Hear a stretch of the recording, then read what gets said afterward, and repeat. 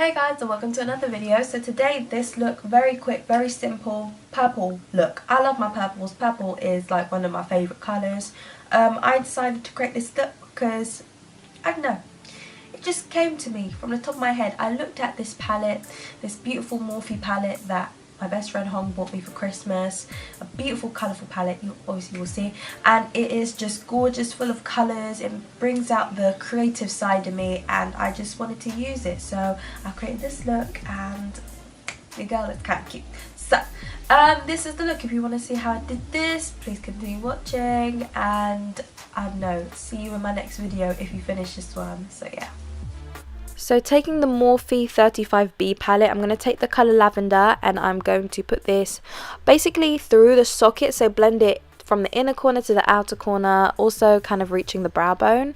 Then I take the shade Purplish, which is a beautiful deep vibrant purple, and I'm going to pack that on the eyelid. So I go back and forth into the palette, packing that on. So I go from the center to the inner corner to the outer corner, and then whatever's left on the brush, I blend it upwards.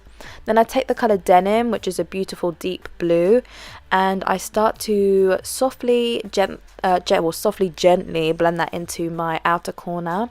And I'm not taking that above the purplish shade, it's just in within that range, and I put that on the inner corner and the outer corner of my eyes as I am creating a halo eye. And as you can see, I'm just using really slow, soft blending circular like motions.